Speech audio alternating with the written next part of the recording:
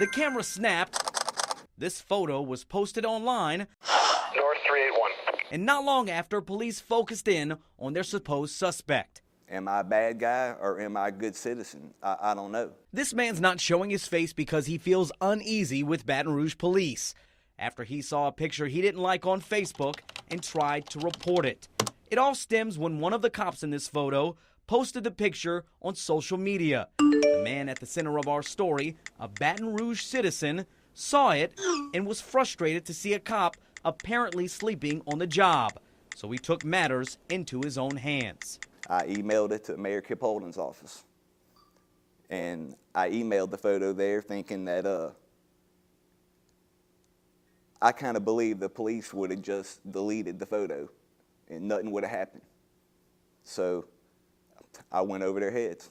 The mayor's office forwarded the picture to police, and a spokesman with BRPD said the department believed one of their own officers was tattling on a fellow cop. Investigators got the man's email address from the mayor's office and replied by saying that if he was a cop, he violated policies and procedures, such as confidentiality, unauthorized public statements, and conduct unbecoming an officer. But the email goes on to say if the man is not a cop, he could face defamation charges, which carries a fine and/or up to 6 months in jail. They told me that they were going to press charges on me for emailing the photo of the cop sleeping to the mayor's office.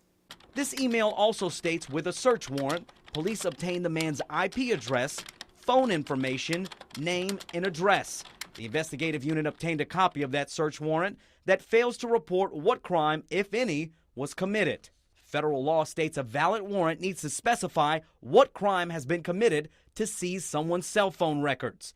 At stake are two possible civil rights violations: freedom of speech and illegal search and seizure. Unless there is some showing that what the individual who was taking the photograph or doing the videotaping was doing was creating some kind of hazardous situation, was interfering in some fashion, then they have a First Amendment right to do what they're doing, and there should be no sanctions of any kind. It was really an attempt to utilize the legal process to really further the internal affairs investigation, which are obviously separate, and it really is something that probably shouldn't have been done. Was the chief aware that this search warrant was being filed? The chief was aware of everything that was going because we wanted to make sure we were thorough in our investigation. Corporal L.G. McNeely spoke with us after Chief Carl Dabadie declined several requests for interviews. The department stands by its decision to seize the citizen's cell phone records because it says BRPD already has a problem with photos of cops with their eyes closed circulating throughout the department. We would seize whatever we have to do to find out exactly what we need to know, and as if this accusation that you're making is actually true. The police department says the picture was a joke and the officer was never asleep. But when that joke got sent to the mayor's office, detectives treated it like no laughing matter, doing everything in their power to find out who sent it.